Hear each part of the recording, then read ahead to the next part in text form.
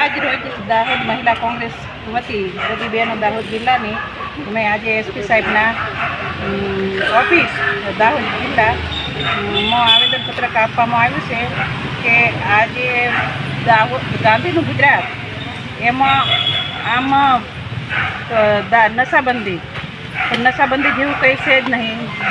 દેશી અને વિદેશી દારૂના આમ હડ્ડા બેફામ ચાલી રહ્યા છે. એમાં અમારી યુવા પેઢી બરબાદ થઈ રહી છે, હાથે હાથે અમારી યુવા મહિલાઓ વિધવા થઈ રહી છે. એના અનુસંધાનમાં અમે આજે દાહોદ કોંગ્રેસ વતી મહિલા કોંગ્રેસ વતી આજે આવેદનપત્રક આપ્યું છે એસપી સાહેબને.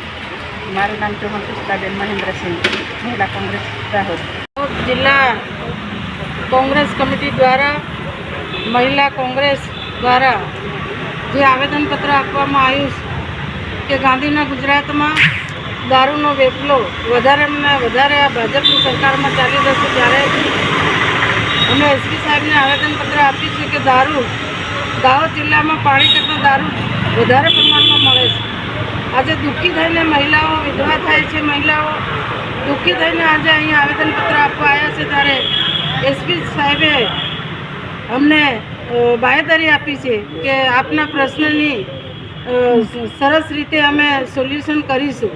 પણ હું એમ કહેવા માગું છું કે દાહોદ જિલ્લામાં કેટલા દારૂના હડ્ડાઓ ચાલે છે, દેશી વિદેશી અને બહારથી જે દારૂ આવે છે એ દારૂ પકડી પાડીને ક્યાં મૂકે છે એ તો અમને ખબર નથી. પણ વધારે અમારી દાહોદની બોર્ડર છે, અહીંયા રાજસ્થાનની બોર્ડર, એમપીની બોર્ડર, મહારાષ્ટ્રની બોર્ડર. મારા ઘર આગળ બી રાત્રે ગાડીઓ એટલી બધી ચાલે છે તો મને ખબર છે. પણ એ કોની ગાડીઓ છે? અમુક મારા ગરબાડા તાલુકામાં એક છોકરો એન્જિનિયર હતો, દારૂના ગાડીવાળાને એક્સિડન્ટ કરીને એનું મરણ થઈ ગયું છે. પણ આજ સુધી હજી પોલીસે કંઈ પગલાં ભર્યા નથી. અને એ ગાડીમાં દારૂના વેચવા માટેની પેટીઓ કે આગળવાળા 50 પેટી, લળવાઈ 50 પેટી, નડેલામાં 25 પેટી, આમ હિસાબનો એક છોકરો મળ્યો છે અમને. એ છોકરો બી અમે રજૂ કર્યો છે. પણ આજ સુધી એ ગાડીવાળા ભાઈને એરેસ્ટ કર્યો કે નથી.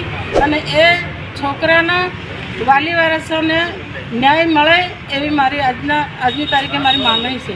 એક્સ MLA ગરબાડા ચંદ્રિકાબેન ભરી.